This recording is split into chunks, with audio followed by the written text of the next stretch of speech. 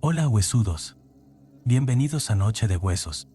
Si tienen el valor suficiente, suscríbanse y acompáñenme en esta oscuridad. El médico de Olivia. Capítulo 1. El orgullo y la cicatriz. El barro de las trincheras francesas poseía una textura y un olor que ningún manual de medicina te enseña a procesar. No era simplemente tierra mojada por las lluvias del invierno europeo. Era una amalgama densa y asfixiante de fango, pólvora quemada, gas mostaza y el óxido metálico de la sangre derramada. Durante 4 años interminables, ese barro fue mi consultorio, mi sala de cirugías y, en demasiadas ocasiones, el lecho de muerte de muchachos que no tenían edad suficiente para afeitarse. Fui médico de combate en el frente occidental. Mi labor no consistía en empuñar un fusil para arrebatar vidas, sino en empuñar un bisturí, torniquetes y vendas empapadas en yodo para intentar retener a las almas que se escapaban por las heridas de metralla. Muchos de mis colegas regresaron de la guerra con la mirada vacía, convertidos en cáscaras huecas, incapaces de soportar el peso de los horrores que presenciaron. Yo tomé un camino diferente. No permitiré que la oscuridad de esos días me arrebate la cordura, porque sé perfectamente lo que mis manos lograron. Por cada soldado que vi cerrar los ojos para siempre bajo una carpa de lona llovida, hubo decenas que lograron volver a casa gracias a que yo me mantuve firme, aplicando la ciencia médica mientras el mundo a mi alrededor se desmoronaba bajo el fuego de la artillería. Las amputaciones, los gritos de agonía y el silbido de los proyectiles son cicatrices que llevo grabadas en la memoria. Sí, pero las porto con el orgullo solemne de un hombre que hizo su deber. Sobreviví a la locura de la guerra porque me aferré a la razón, a la biología y a mi juramento de proteger la vida humana por encima de cualquier otra consideración. Terminado el conflicto, el año 1946 me recibió de vuelta en mi hogar natal de Dundee. Escocia me abrazó con sus cielos plomizo y su aire limpio y cortante, un contraste absolutamente purificador frente al humo asfixiante de Europa continental. Regresé con el pecho lleno de esperanza, convencido de que, habiendo derrotado el mal absoluto en las trincheras, el mundo estaba listo para sanar. Y yo estaba listo para seguir sanándolo. Instalé mi modesta práctica en el centro de la ciudad, atendiendo desde bronquitis hasta las secuelas físicas de otros veteranos, encontrando una paz profunda en la rutina de la curación pacífica. Fue esa misma reputación de médico curtido, capaz de mantener la calma bajo presiones extremas, la que atrajo la atención de la familia más acaudalada y enigmática de la región. La propuesta me llegó a principios de la primavera a través de un emisario formal. Los terratenientes, dueños de vastas extensiones de tierra y de una inmensa mansión en las afueras aisladas de Dundee, requerían mis servicios de forma exclusiva. El contrato era inusual. Exigían que cerrara mi consultorio público para dedicarme por completo a una única paciente. La paga ofrecida era tan extraordinaria que habría sido una locura rechazarla. Pero no fue el dinero lo que me convenció de empacar mi maletín de cuero. Fue el desafío médico que me describieron. Su única hija padecía un cuadro clínico que había desconcertado a los médicos más eminentes de Londres y Edimburgo. Acepté el reto. Empaqué mi equipo, mis libros de patología y me trasladé a la majestuosa casona de piedra oscura rodeada de pinos milenarios. Allí conocí a Olivia. Tenía 8 años, pero su fragilidad la hacía parecer mucho más pequeña. Cuando entré por primera vez a su inmensa habitación de techos altos, la encontré sentada en el borde de una enorme cama de roble antiguo, rodeada de gruesas cortinas de terciopelo que bloqueaban la luz del sol. Era una niña excepcionalmente dulce, de modales impecables, y una mirada inteligente que denotaba una madurez forzada por el sufrimiento. Me recibió con una sonrisa tímida y me extendió su mano. Su piel estaba tan fría como el mármol, y presentaba una palidez extrema, casi translúcida, que dejaba a la vista una red de venas azuladas bajo la dermis. Al examinarla, mi mente científica comenzó a catalogar los síntomas con precisión quirúrgica. Olivia sufría de una alopecia severa que debilitaba su cabello castaño. Presentaba brotes dermatológicos irregulares en los brazos y el cuello, pequeñas úlceras que supuraban un líquido claro y que no respondían a los ungüentos convencionales. Pero el síntoma más alarmante era la fiebre. Su temperatura corporal experimentaba picos repentinos y brutales que la dejaban exhausta, temblando bajo pesadas mantas de lana en pleno día, sin que existiera ningún foco infeccioso aparente en sus pulmones o en su garganta. Los padres de Olivia eran personas de una elegancia gélida. Me observaban desde el umbral de la puerta con una mezcla de desesperación y un hermetismo aristocrático que me resultó peculiar. No hacían preguntas sobre mis métodos ni mostraban el afecto desbordado típico de los padres angustiados. Simplemente me entregaron las llaves de la habitación de invitados al final del pasillo. Me presentaron a la anciana casera que acudiría todas las mañanas para limpiar la propiedad y me dieron carta blanca para aplicar coartamiento que considerara necesario. Mi nuevo frente de batalla ya no estaba compuesto por trincheras inundadas ni alambradas de púas, sino por sábanas de lino, frascos de botica y termómetros de mercurio. La guerra había terminado, pero yo había encontrado un nuevo propósito en aquella casona silenciosa. Curaría a la pequeña Olivia, descifraría el enigma de su enfermedad y le devolvería la infancia que su cuerpo le estaba robando. Confiaba plenamente en mis habilidades, en mi botiquín y en la ciencia que tantas vidas me había permitido salvar. No tenía forma de saber, mientras le acariciaba la frente febril a mi nueva paciente, que la verdadera guerra, una batalla que no figuraba en ningún manual de medicina militar, apenas estaba por comenzar en la oscuridad de esa misma habitación. Capítulo 2. Medio año de luz. El paso de las semanas en la casona de Dundee se convirtió en un bálsamo para mi espíritu. El invierno implacable cedió su lugar a los vientos más amables de la primavera, y con el cambio de estación, mi rigurosa rutina médica comenzó a dar frutos innegables. Abordé la extraña enfermedad de Olivia con la misma disciplina metódica que aplicaba en las carpas quirúrgicas de Francia, pero esta vez, rodeado de sábanas limpias y el silencio reparador de la campiña escocesa. Diseñé un tratamiento específico para contrarrestar sus síntomas. Preparé ungüentos a base de zinc y extractos botánicos para calmar las úlceras de su piel, logrando que los brotes supurantes se secaran hasta convertirse en tenues marcas rosadas. Para combatir sus picos febriles repentinos, establecí un régimen estricto de compresas frías y dosis milimétricas de antipiréticos. La ciencia médica, mi escudo y mi herramienta más fiel, estaba ganando la batalla. La palidez cadavérica de la niña retrocedió levemente, permitiendo que un rubor muy sutil asomara en sus mejillas durante las tardes soleadas.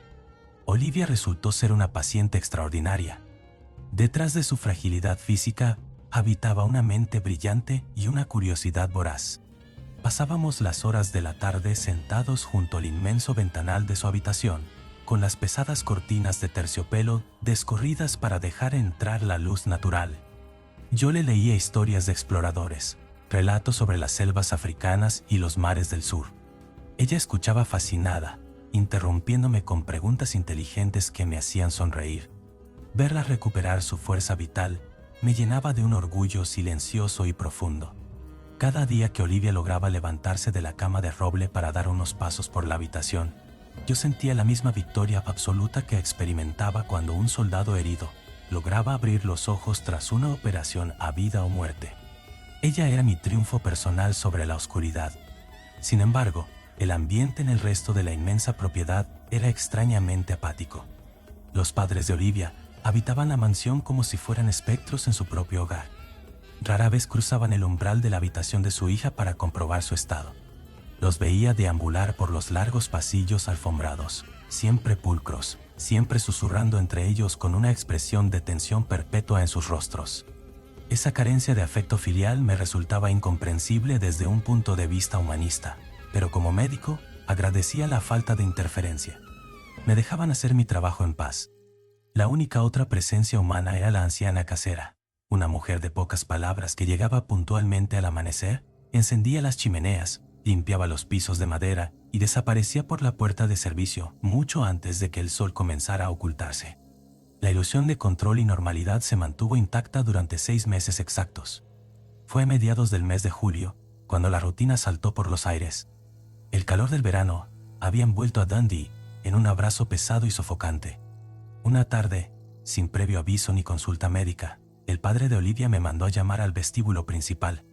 Al descender por la gran escalera de madera tallada, los encontré a ambos, marido y mujer, vestidos con pesados abrigos de viaje que desentonaban absurdamente con la temperatura estival. A sus pies descansaban varias maletas de cuero oscuro. El hombre, con una frialdad que me heló la sangre, me anunció que debían partir de inmediato hacia Londres para atender asuntos de negocios impostergables. No hubo espacio para el debate ni para mis recomendaciones médicas sobre la importancia de la presencia familiar en la recuperación de la niña. Me entregaron un grueso sobre repleto de billetes para cubrir cualquier gasto de emergencia. Me aseguraron que la casera continuaría con sus labores matutinas de limpieza y me agradecieron escuetamente mis servicios. Antes de que pudiera articular una protesta formal, los padres de mi paciente cruzaron las inmensas puertas de hierro forjado y subieron a un automóvil que los aguardaba en el camino de gravilla. El sonido del motor se perdió rápidamente en la distancia, tragado por el espeso bosque de pinos. Me quedé completamente solo en el inmenso vestíbulo de piedra. El silencio de la mansión, que durante medio año me había parecido un refugio de paz y sanación, adquirió de pronto una textura diferente. Se sentía más denso, más pesado. Miré mi reloj de bolsillo. El sol estaba comenzando a descender, alargando las sombras de los muebles antiguos sobre las alfombras persas. Suspiré profundamente, acomodé el cuello de mi camisa y comencé a subir las escaleras hacia la habitación de Olivia. Yo era un soldado de la medicina y mi deber era proteger a esa niña, con o sin la presencia de sus padres. Caminé por el pasillo envuelto en la penumbra del atardecer, absolutamente confiado en mi ciencia y en mi cordura, sin sospechar que la verdadera prueba, a mi juramento médico, aguardaba agazapada en la oscuridad de esa primera noche a solas de... Capítulo 3. Sombras en la madrugada. La primera noche de aislamiento absoluto descendió sobre la casona con la pesadez de un telón de acero. Aunque los padres de Olivia siempre habían sido presencias fantasmales y silenciosas, saber que el inmenso edificio de piedra estaba ahora vacío, habitado únicamente por una niña de 8 años, y mi propio cansancio, transformó por completo la acústica del lugar. El crujir natural de las vigas de madera al enfriarse, el roce de las ramas de los pinos contra los ventanales del piso superior y el aullido suave del viento, colándose por las chimeneas, parecían amplificarse en la quietud de la campiña escocesa.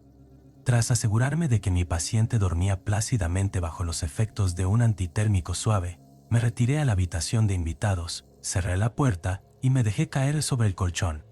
El cansancio de los últimos 6 meses me exigía un descanso profundo. Sin embargo, la mente de un veterano nunca duerme por completo.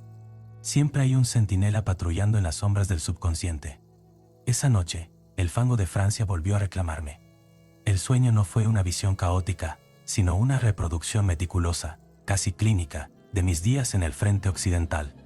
Me encontré de pie en el interior de una carpa quirúrgica mal iluminada, rodeado por el olor inconfundible a yodo, sangre cobriza y lona húmeda.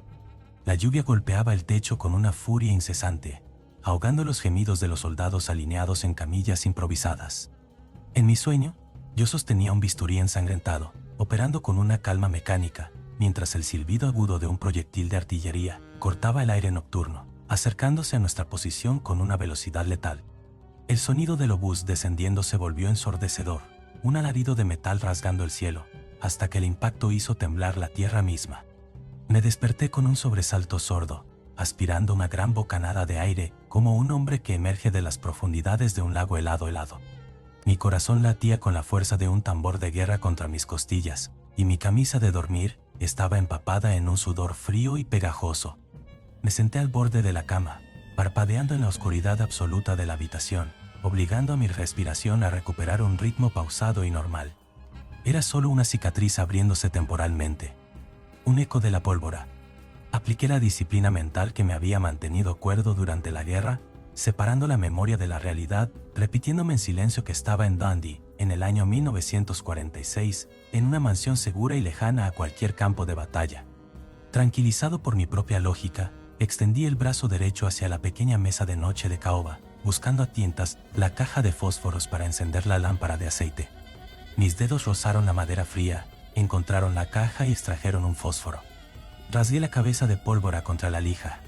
Un estallido diminuto de luz amarilla y cálida iluminó la penumbra. La llama parpadeante reveló que no estaba solo. A escasos centímetros de mis rodillas, inmóvil como una estatua tallada en hielo, estaba Olivia. El impacto visual fue tan abrupto que el fósforo tembló entre mis dedos. La niña vestía su largo camisón blanco de algodón, el cual parecía brillar con una palidez enfermiza bajo la luz anaranjada. Sus brazos colgaban a los costados de su cuerpo, con una rigidez antinatural. Pero fue su rostro lo que congeló la sangre en mis venas por una fracción de segundo. La expresión dulce, inteligente y curiosa, que había admirado apenas unas horas antes durante nuestra lectura vespertina, había sido borrada por completo. Sus rasgos estaban tensos. Su mirada estaba clavada en mí, pero sus ojos parecían vacíos, desprovistos de cualquier brillo vital, como dos pozos de agua estancada. Y en sus labios se dibujaba una sonrisa. No era un gesto de alegría infantil, sino una mueca mecánica, tensa, que estiraba la piel de sus mejillas hasta un límite doloroso, mostrando los dientes en un rictus que rozaba lo cadavérico. Cualquier otro hombre habría gritado retrocediendo contra el respaldo de la cama, dominado por un terror primitivo. Pero yo fui forjado en el crisol de la cirugía de guerra. He visto hombres caminar con extremidades destrozadas sin sentir dolor debido al shock traumático. He visto cuerpos reaccionar con espasmos aterradores bajo los efectos de la anestesia rústica. Mi entrenamiento se impuso sobre mi instinto animal. Bloqueé el miedo con el escudo del diagnóstico clínico. Sonambulismo febril severo. Esa fue la conclusión inmediata que mi cerebro construyó como refugio. Encendí la mecha de la lámpara de aceite, apagando el fósforo con un soplo seco. La luz iluminó mejor la estancia. Olivia no se inmutó. No parpadeó ante el repentino resplandor. Mantuvo esa sonrisa vacía y sostenida, respirando de forma superficial y lenta. Olivia. Pronuncié su nombre con voz firme, grave y serena, utilizando el mismo tono que empleaba para tranquilizar a los reclutas aterrados en la mesa de operaciones. Olivia, es hora de volver a la cama. Estás caminando dormida. No hubo respuesta. Ni un parpadeo. Ni un temblor. Me puse de pie con movimientos calculados y lentos para no asustarla y provocarle un despertar traumático. Me acerqué a ella y tomé su pequeña mano derecha con extrema suavidad. El tacto me produjo un escalofrío que trepó por mi espina dorsal. Su piel estaba absolutamente helada, poseyendo una temperatura que desafiaba la cálida noche de julio. El contraste con sus picos de fiebre habituales era médicamente desconcertante. Era el frío liso y pesado de una losa de mármol. Guié a la niña fuera de mi habitación. Ella caminó a mi lado con una docilidad mecánica, arrastrando ligeramente sus pies descalzos sobre la gruesa alfombra del pasillo oscuro. La acompañé hasta su inmensa recámara, iluminando el camino con la lámpara de aceite. La levanté en peso, notando lo ligera y frágil que era, y la deposité sobre el colchón de roble. La cubrí con las gruesas mantas, cuidando de arroparla bien para combatir esa hipotermia súbita. Me senté en el borde de su cama durante varios minutos, tomando su pulso. Era lento, rítmico, fuerte.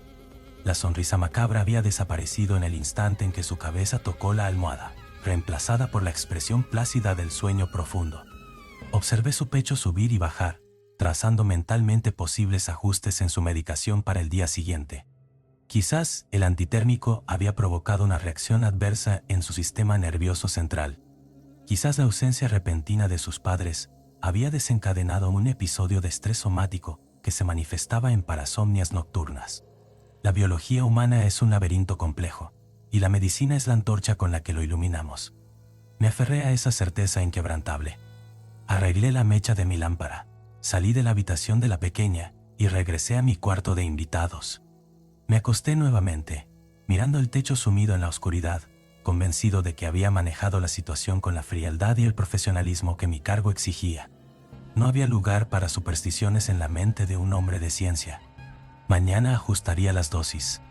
Mañana todo volvería a la normalidad de esos 6 meses de luz. Confiado en mi intelecto, cerré los ojos, ignorando por completo la minúscula, casi imperceptible astilla de duda primigenia que acababa de clavarse en lo más profundo de mi racionalidad. Una astilla que advertía que la sonrisa de Olivia en la penumbra no pertenecía al mundo de la medicina. Capítulo 4. El espejo roto. El amanecer llegó envuelto en una neblina espesa y grisácea que se aferraba a los inmensos ventanales de la casona como un sudor frío. La luz de la mañana, débil y enfermiza, apenas lograba penetrar en los pasillos de madera oscura. Me levanté de la cama con la disciplina inquebrantable que me había mantenido con vida en el frente. El incidente de la madrugada anterior, esa imagen perturbadora de Olivia sonriendo en la penumbra, había sido debidamente archivado en mi mente bajo la categoría de parasomnia febril aguda. Mientras me afeitaba frente al espejo del lavabo, repasé mentalmente las fórmulas químicas de mi botiquín, calculando con precisión la reducción exacta que aplicaría a la dosis del antitérmico para evitar que el sistema nervioso de la niña volviera a sufrir esos espasmos sonámbulos. Me vestí con mi traje impecable, ajusté el nudo de mi corbata y bajé las escaleras hacia la planta baja. Ansiaba el olor a café recién hecho y a pan tostado que la casera solía preparar puntualmente al despuntar el alba durante los últimos 6 meses. Necesitaba el ancla de la normalidad para disipar el rastro del sueño sobre la carpa quirúrgica que aún latía sutilmente en mis sienes. Sin embargo, al llegar a la inmensa cocina de azulejos blancos, no encontré el fuego encendido ni el agua hirviendo. La casera, una mujer mayor de rostro severo y modales invisibles, estaba de espaldas a la puerta. No llevaba puesto su delantal blanco. En su lugar, vestía un pesado abrigo de lana oscura y estaba metiendo sus pocas pertenencias en un bolso de lona con movimientos bruscos, torpes y desesperados. Sus manos, nudosas por los años de trabajo, temblaban visiblemente.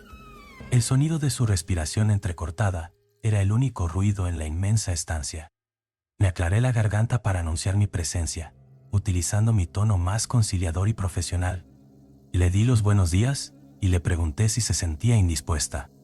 Asumí, con la soberbia silenciosa que a veces nos otorga la medicina, que la ausencia de los patrones la había puesto nerviosa, o quizás, que se había cruzado con Olivia deambulando por los pasillos antes del amanecer. Le aseguré que la niña estaba a salvo, y que yo mismo había controlado su episodio de sonambulismo durante la madrugada. La mujer se detuvo en seco. El bolso de lona se deslizó de sus manos y cayó al suelo de baldosas con un golpe sordo. Se giró lentamente hacia mí. El color había abandonado su rostro por completo, dejándola con una palidez que rivalizaba con la de mi pequeña paciente. Pero no fue su palidez lo que me descolocó. Fueron sus ojos. Estaban inyectados en un terror primitivo, dilatados y fijos directamente en mi rostro.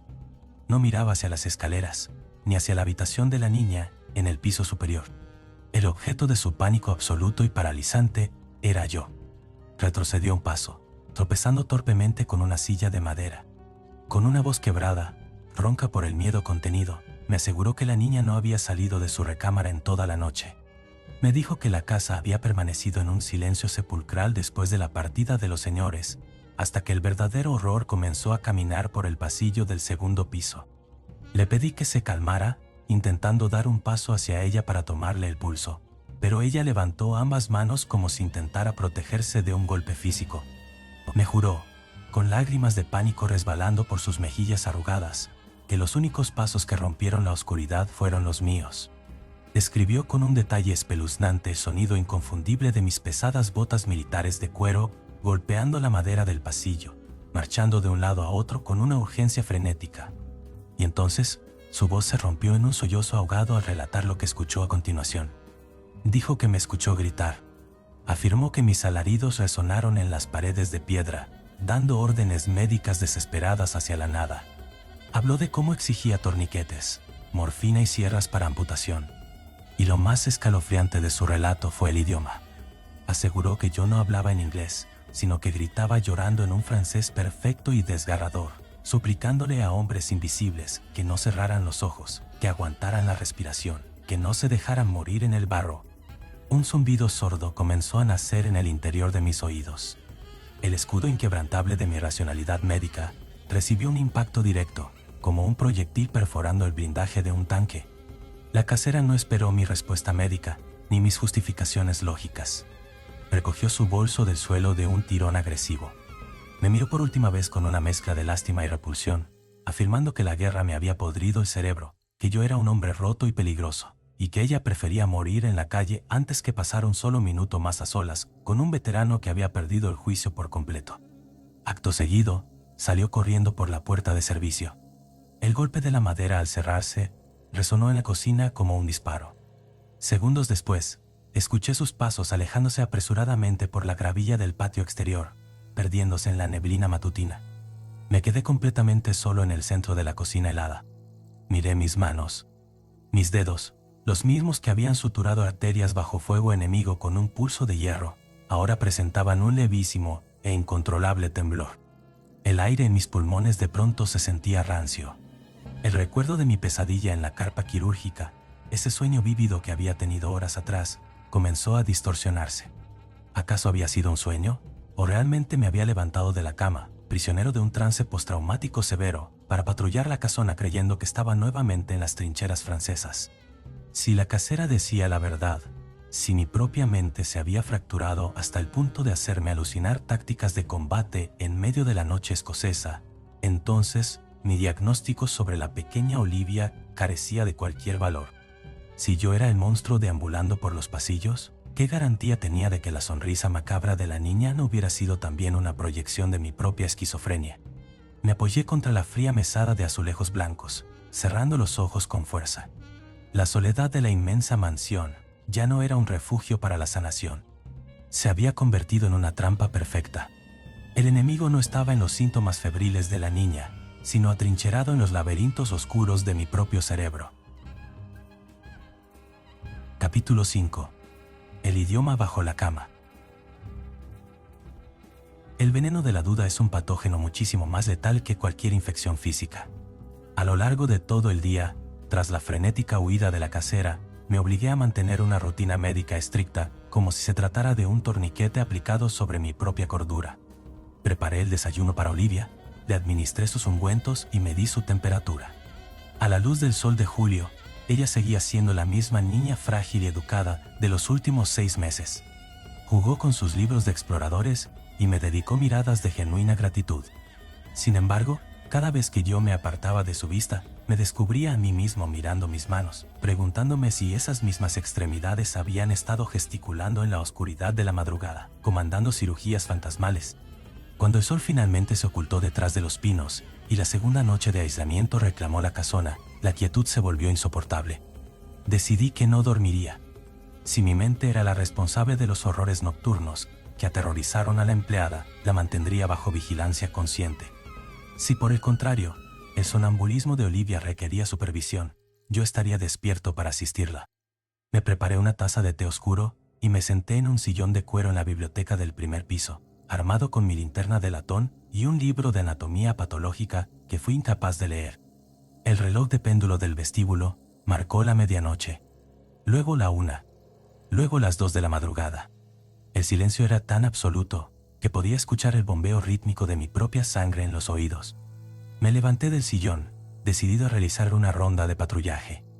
Encendí la linterna y comencé a caminar por los pasillos de madera. Cada paso de mis botas resonaba levemente, un eco que me recordaba de forma macabra las acusaciones de la casera. Subí la inmensa escalera principal hacia el segundo piso, manteniendo una respiración pausada y controlada. Al acercarme a la puerta entreabierta de la habitación de mi paciente, un sonido me detuvo en seco. Mi cuerpo entero se tensó, adoptando instintivamente la misma postura de alerta que tomaba cuando escuchaba el crujido de las botas enemigas acercándose a la carpa médica. Pero esto no era un sonido de guerra. Tampoco era el quejido agudo y lastimero de una niña sufriendo los delirios de la fiebre. Eran voces. Provenían del interior del cuarto de Olivia. Me acerqué milímetro a milímetro, conteniendo el aliento. Al pegar el oído a la madera fría del marco de la puerta, la sangre se me heló en las venas. No era una sola voz, sino varias, superpuestas en un murmullo denso y rasposo. Sonaban como si un puñado de cuerdas vocales secas y podridas estuvieran frotándose entre sí. Y el idioma que articulaban no era inglés. Tampoco era el francés de mis recuerdos traumáticos. Eran sílabas guturales, arrastradas, un dialecto áspero que parecía nacido de la tierra profunda y las raíces muertas. Era un sonido antiguo, carente de cualquier rastro de humanidad. Empujé la puerta con un movimiento rápido y apunté el haz de luz amarilla de mi linterna directamente hacia la inmensa cama de roble. Las sábanas de lino estaban revueltas y las gruesas mantas colgaban hacia el suelo. La cama estaba completamente vacía. Un nudo de pánico frío y duro se instaló en mi estómago. Mi primera reacción, impulsada por mi entrenamiento de rescate, fue barrer la habitación con la luz. Iluminé las gruesas cortinas de terciopelo, las esquinas oscuras del techo alto y el inmenso armario de caoba. Nada sonó. El cuarto parecía vacío, pero ese susurro gutural y polifónico seguía vibrando en el aire, rebotando en la madera y llenando el espacio con una acústica enfermiza. Bajé el ángulo de la linterna hacia el suelo, guiado por la procedencia acústica de los murmullos. La luz barrió la alfombra persa, hasta detenerse en la estrecha y oscura franja de espacio que existía debajo del colosal somier de la cama. Me arrodillé lentamente, sintiendo el crujido de mis propias articulaciones. El instinto animal me gritaba que retrocediera, que saliera corriendo de esa mansión maldita y no mirara atrás. Pero mi juramento médico era más fuerte. Mi paciente, una niña de 8 años, estaba desaparecida en su propia habitación. Apoyé una mano en la alfombra y bajé la cabeza hasta casi rozar el suelo. Dirigí el haz de luz de latón hacia las profundidades debajo de la cama. El rayo iluminó las vigas de madera polvorientas y en el fondo del rincón más alejado, acorralada contra los zócalos de piedra, estaba Olivia. Los susurros guturales cesaron en el instante exacto en que la luz tocó su rostro. Estaba agachada en una postura antinatural, con las extremidades encogidas como las patas de un arácnido. Su camisón blanco estaba manchado de polvo. Y allí estaba de nuevo, esa misma expresión de la noche anterior. Sus ojos oscuros y vacíos me devolvían la mirada sin parpadear, fijos e inexpresivos, mientras sus labios se estiraban en esa sonrisa mecánica, cadavérica y aterradora que exponía sus dientes en la penumbra. «Vamos, Olivia». Mi voz sonó grave, exigiendo una autoridad que mi alma estaba perdiendo a pasos agigantados. «Sal de ahí debajo inmediatamente. El suelo está helado y tu fiebre va a empeorar». No hubo respuesta. La sonrisa no vaciló. Solo se escuchaba su respiración, que ahora sonaba pesada, como si sus diminutos pulmones estuvieran llenos de barro. Dejando la linterna en el suelo para iluminar el hueco, extendí mi brazo bajo la cama, venciendo la repulsión instintiva que me provocaba esa escena. Agarré a la niña por el antebrazo.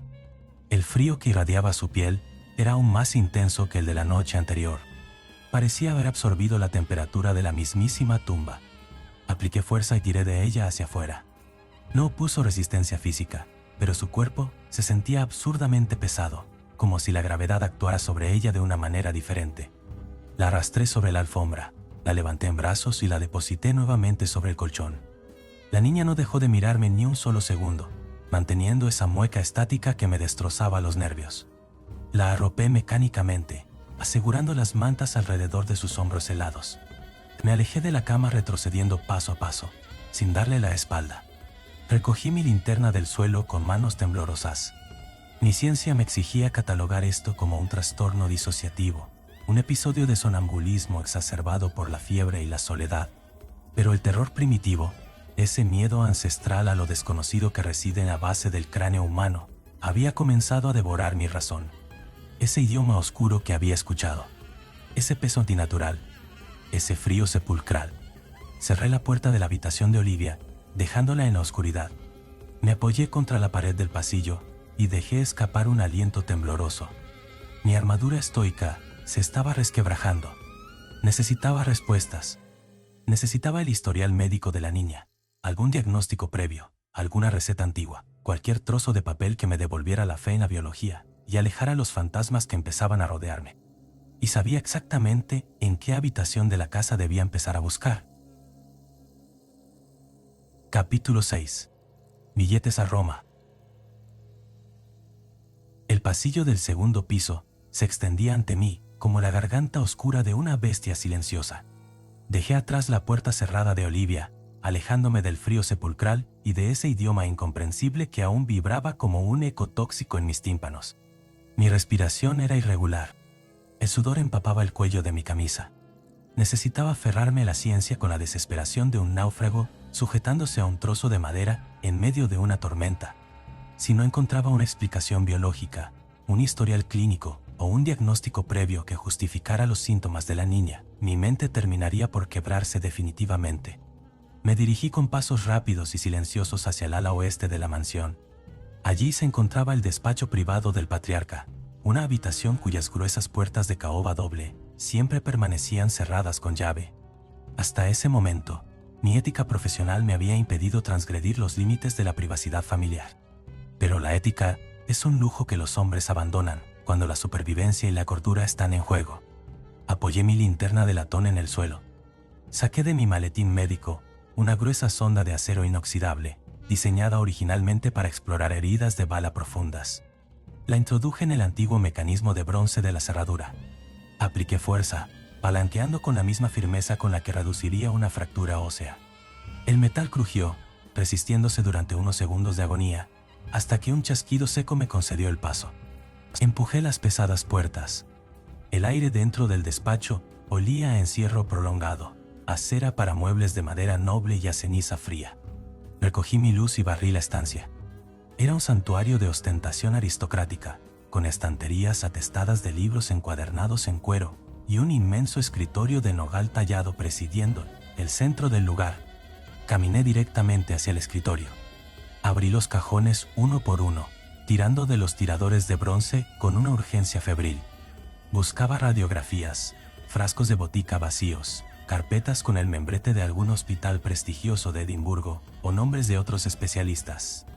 Buscaba cualquier documento que me confirmara que Olivia era simplemente una paciente sufriendo una patología terrenal compleja. El primer cajón contenía libros de contabilidad. El segundo, plumas estilográficas y secantes de tinta. Fue en el último cajón, oculto bajo una falsa base de fieltro verde, que descubrí al tantear la madera, donde mis dedos rozaron un sobre grueso de papel manila. Lo extraje con manos temblorosas y derramé su contenido sobre el cuero del escritorio. No había historiales médicos. No había recetas. Había billetes de tren. Eran 2 boletos de primera clase, impresos en una cartulina rígida y lujosa. Mi linterna iluminó las letras entintadas y sentí un pinchazo de hielo en la boca del estómago. El destino impreso no era Londres. Los padres de Olivia no habían viajado a la capital inglesa para atender supuestos asuntos de negocios. El destino marcado en los billetes, que ya presentaban las perforaciones de los revisores, era Roma. Mi mente científica comenzó a girar a una velocidad vertiginosa. Empecé a registrar compulsivamente el resto de la habitación, buscando un contexto, una explicación. Mi haz de luz abandonó el escritorio y rastreó el suelo cubierto por una alfombra persa, hasta detenerse en la gran chimenea de mármol negro. Entre los restos de leña carbonizada, destacaba una mancha clara. Me arrodillé sobre las losas de piedra y recogí el objeto con la delicadeza de un cirujano. Era un telegrama parcialmente consumido por el fuego. Los bordes estaban ennegrecidos y quebradizos, pero el membrete superior se había salvado de las llamas. El sello estampado, en la esquina, no pertenecía a ninguna institución bancaria, ni a ningún hospital de Europa. Era el sello oficial de una poderosa diócesis del Vaticano. Acerqué la luz amarilla al papel chamuscado. Gran parte del texto se había convertido en carbón irreconocible, pero logré descifrar un par de palabras sueltas escritas en un latín pulcro y urgente. Términos que mi educación clásica me permitió traducir de inmediato. Palabras que hacían referencia a un rito de purificación, a una contención extrema y a una advertencia severa sobre los peligros de la sangre. Me dejé caer pesadamente en el sillón de nogal del patriarca. El cuero crujió bajo mi peso. Mi cerebro, entrenado para curar y razonar, construyó de inmediato un escudo protector contra lo imposible. Las piezas encajaban si las forzaba dentro de un diagnóstico psiquiátrico familiar. Los padres de Olivia no eran monstruos desalmados huyendo de una entidad demoníaca. Eran aristócratas fanatizados. Personas devotas y desesperadas que, ante el fracaso absoluto de la medicina moderna frente a la enfermedad degenerativa de su hija, habían sucumbido a la superstición religiosa. Viajaban a la Santa Sede en secreto, buscando comprar un milagro divino o suplicar la intervención de altas esferas eclesiásticas. Todo encajaba perfectamente en un perfil psicológico de histeria y desesperación parental. El latín del telegrama no era la prueba de un exorcismo real, sino la triste evidencia de su ignorancia fanática. Esa era la explicación lógica, la respuesta que me permitía seguir siendo un hombre de ciencia. Pero la semilla de la duda ya había echado raíces profundas y venenosas en mi interior. Si se trataba de una simple y desesperada peregrinación de fe, ¿por qué me habían mentido mirándome a los ojos? ¿Por qué asegurar que iban a Londres? Y sobre todo, si estaban convencidos de que la niña padecía un mal incurable, ¿por qué habían huido dejándola atrás? ¿Por qué abandonarla aislada en esta inmensa mansión, bajo el cuidado de un veterano de guerra al que apenas conocían desde hacía 6 meses? El recuerdo del peso glacial del cuerpo de Olivia, al sacarla de debajo de la cama, regresó a mi mente. Ese idioma gutural, arrastrado e inhumano que había escuchado minutos antes, chocaba violentamente contra mis deducciones lógicas. Estaba atrapado en el centro exacto de un fuego cruzado.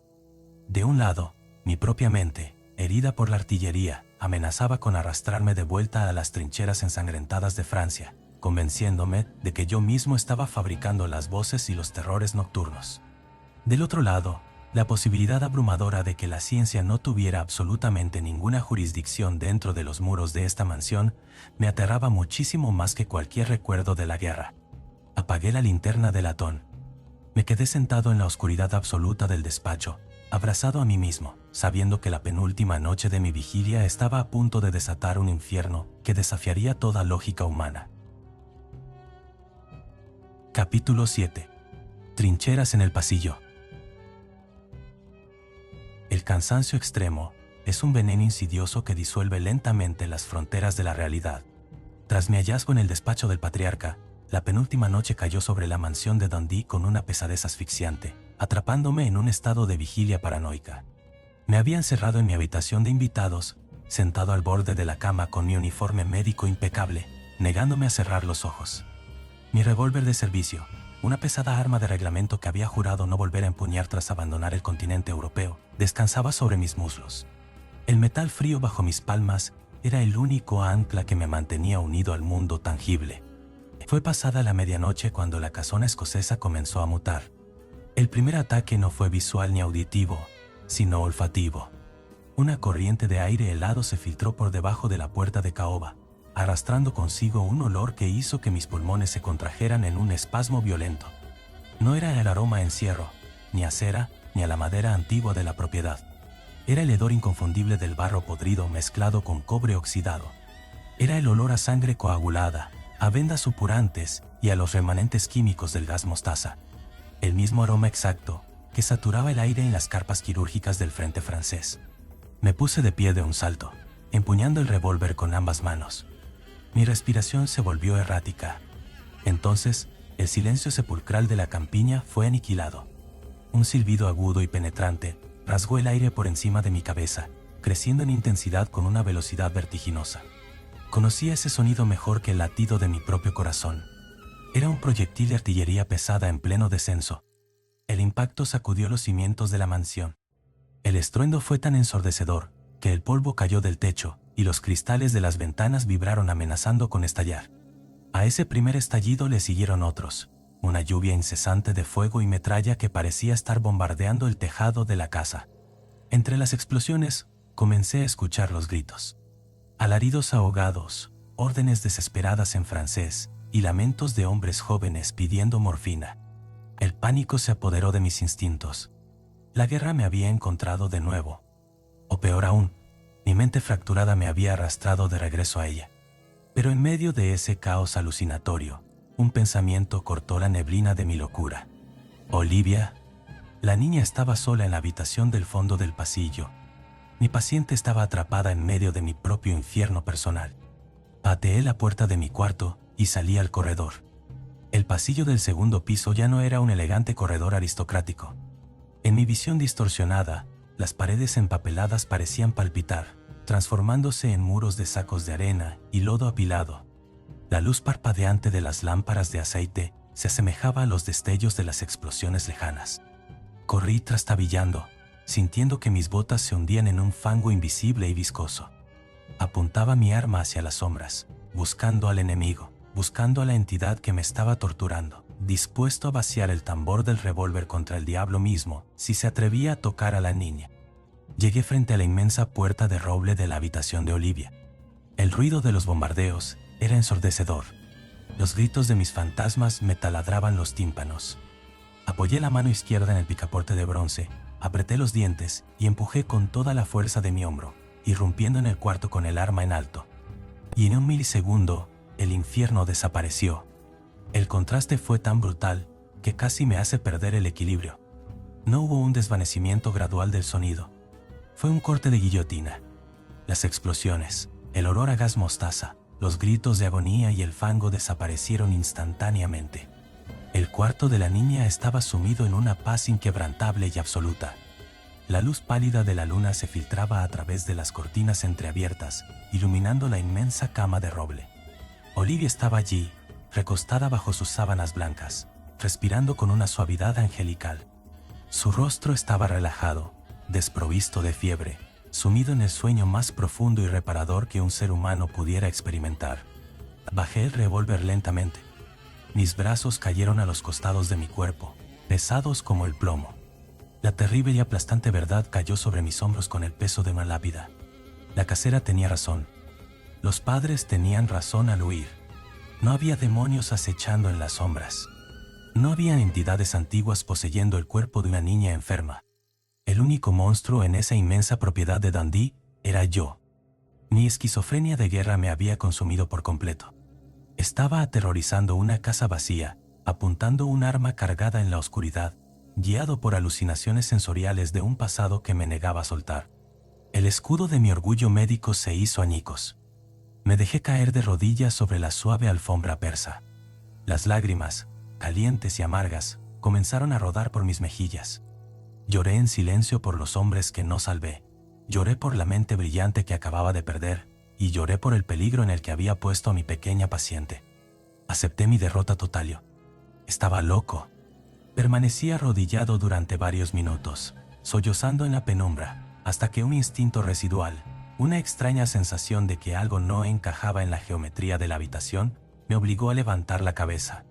A través del velo de mis propias lágrimas, mi mirada se desvió hacia la luz de la luna que se proyectaba sobre el techo, justo por encima de la cama donde dormía Olivia. La respiración se me cortó de golpe. El llanto se congeló en mi garganta. A lo largo del yeso blanco del techo alto, desafiando por completo todas las leyes de la física y la gravedad, había un rastro fresco. Eran huellas. Huellas perfectas y nítidas de unas pesadas botas militares, marcadas con una mezcla viscosa de barro oscuro y sangre brillante. Las pisadas invertidas cruzaban el techo desde la pared opuesta y se detenían exactamente encima del rostro de la niña que dormía, como si un soldado invisible e imposible estuviera allí colgado, observándola desde las alturas. Mi mente colapsó. El péndulo de la duda había dado su último y más violento latigazo. Yo no estaba alucinando. Algo en esa habitación estaba utilizando mis propios recuerdos, mis peores horrores, para burlarse de mí y demostrarme que mi ciencia no era más que un juguete inútil. Apreté el agarre sobre mi revólver y esperé, temblando, a que la oscuridad me hablara. Capítulo 8. La última bala. El eco de mi propia respiración agitada era el único sonido que rompía el silencio sepulcral de la habitación. Mis ojos, muy abiertos y ardientes por la falta de sueño, seguían fijos en el yeso blanco del techo. Esas pisadas invertidas, marcadas con fango y sangre brillante, me observaban desde las alturas con el peso de una sentencia de muerte. La entidad no solo habitaba en la oscuridad debajo de la cama. Había invadido mi mente, había escarbado en mis recuerdos más dolorosos, y ahora los estaba proyectando en el mundo físico para demostrarme su poder absoluto. La ciencia, esa antorcha con la que yo pretendía iluminar la oscuridad, acababa de extinguirse para siempre. Apreté la empuñadura de mi revólver de servicio, hasta que los nudillos se me pusieron blancos. El metal frío era mi única conexión con la realidad. Lentamente, bajé la mirada desde el techo hacia la inmensa cama de roble. Olivia ya no estaba dormida. La niña se había sentado sobre el colchón. Su camisón blanco parecía brillar débilmente, bajo la luz de la luna que se filtraba por las cortinas. Estaba de espaldas a mí, con la cabeza agachada, dejando que los mechones ralos de su cabello castaño ocultaran su rostro. La temperatura de la recámara descendió de golpe, tan drásticamente que cada exhalación mía se convertía en una densa nube de vapor blanco. El olor a gas, mostaza y a carne quemada regresó, inundando mis fosas nasales, pero esta vez no había sonidos de artillería. Solo un crujido espeluznante. Era el sonido de huesos dislocándose. La espalda de la pequeña se arqueó hacia atrás con una violencia antinatural, formando un ángulo imposible que habría partido la columna vertebral de cualquier ser humano. Sus extremidades se torcieron con chasquidos húmedos, adoptando esa postura arácnida que había visto bajo el somier. Giró el cuello lentamente, rotando la cabeza por encima de su propio hombro roto para clavar su mirada en mí. Sus ojos ya no eran pozos oscuros y vacíos. Eran dos esferas completamente inyectadas en sangre, brillantes y rebosantes de una malicia antigua. La sonrisa cadavérica regresó, estirando la piel pálida de sus mejillas hasta agrietar sus labios. Levanté el pesado revólver con ambas manos, apuntando directamente al centro del pecho de la criatura. Mis brazos temblaban, pero mi determinación era absoluta. Había enfrentado la muerte en los campos de Francia, y no iba a permitir que un demonio me arrebatara mi último ápice de dignidad. La entidad abrió la boca, pero el idioma gutural y rasposo no apareció. Lo que salió de los labios de esa niña de 8 años fue un sonido que me destrozó el alma en 1000 pedazos. «Doctor Campbell, por favor, me desangro. Ayúdeme». Era la voz de un muchacho.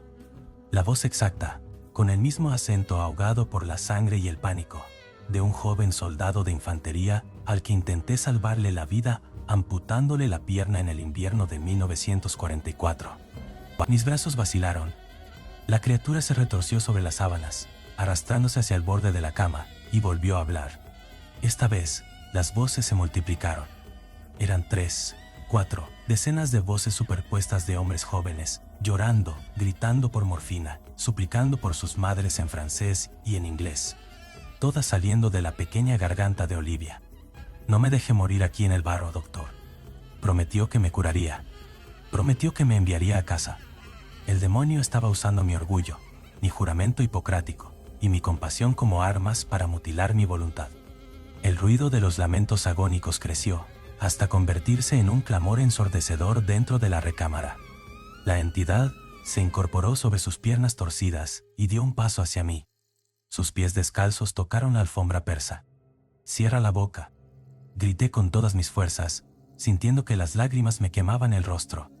«Sé lo que eres. Tú no eres ellos. Yo hice mi deber. Los salvé a todos los que pude. Déjalos en paz». La criatura se detuvo a escasos metros del cañón de mi arma. Las voces de los soldados cesaron bruscamente. El silencio regresó, pesado e insoportable. La sonrisa macabra desapareció del rostro de la niña, dando paso a una expresión de absoluta neutralidad. Alineé la mira de hierro del revólver directamente entre esos ojos ensangrentados. Mi dedo índice acarició el gatillo. Solo necesitaba un poco de presión. Un solo estallido de pólvora para acabar con el monstruo y terminar con la pesadilla. Mi entrenamiento militar tomó el control. Respiré profundo, contuve el aliento y preparé mi mente para el retroceso del arma. Y justo en el milisegundo en que mi dedo comenzó a apretar el metal curvo, la ilusión demoníaca se hizo pedazos. La piel de la niña perdió esa tensión cadavérica. Sus ojos volvieron a ser los de la pequeña Olivia, oscuros, dulces y completamente aterrorizados. Las extremidades torcidas recuperaron su postura natural, y la niña cayó de rodillas sobre la alfombra, abrazándose a sí misma, temblando de frío y de pánico. Miró el inmenso cañón oscuro del arma que le apuntaba a la frente. Lágrimas gruesas y reales rodaron por sus mejillas infantiles. «Dr. James», sollozó la niña con su propia voz, frágil y quebrada. «Tengo mucho miedo. Me duele la cabeza. ¿Por qué me está apuntando con eso? Por favor, no me lastime». Me prometió que me iba a curar. El choque psicológico fue tan devastador que sentí un dolor físico estallando en el centro de mi pecho. El demonio se había retirado, escondiéndose en las profundidades de la carne de mi paciente, dejando a la verdadera Olivia como un escudo humano perfecto. Bajé el revólver, incapaz de sostenerlo. Mi juramento médico, la promesa sagrada de proteger la vida y no hacer daño, brilló en mi mente con la fuerza de un relámpago. Era un hombre de ciencia. Era un curador. No importaba cuántos demonios se escondieran en la oscuridad, yo jamás, bajo ninguna circunstancia, podría apretar el gatillo contra una niña de 8 años que me miraba llorando, suplicando por mi ayuda. Pero tampoco podía salvarla. Mi medicina era inútil contra el abismo. Los padres habían huido dejándome como un cordero sacrificial, y el infierno ya había echado raíces en mi propia cabeza. Las voces de los soldados muertos volvieron a susurrar en mis oídos, esta vez desde las esquinas del cuarto, reprochándome mi fracaso. El olor a gas mostaza quemó mis pulmones. La locura reclamaba su territorio definitivo. No había victoria posible. Si disparaba hacia adelante, asesinaba a una inocente y me convertía en el monstruo que tanto odiaba. Si huía, los fantasmas de la guerra y la culpa me devorarían vivo. Miré a la dulce Olivia una última vez. Le dediqué la misma sonrisa estoica y compasiva que solía brindarles a los heridos incurables en las trincheras para que no sintieran miedo en su suspiro final. «Cierra los ojos, pequeña», le susurré con voz suave y firme. «Te prometo que ya no sentirás frío». La niña obedeció, apretando los párpados y cubriéndose los oídos con sus manitas pálidas. Levanté el pesado revólver militar por última vez. Pero no apunté hacia la oscuridad. Doblé el codo, giré la muñeca y apoyé la boca helada del cañón directamente contra mi propia sien derecha. Cerré los ojos, sintiendo por fin una paz profunda al saber que mi juramento permanecería intacto, y silencié el horror para siempre. Buenas noches a todos.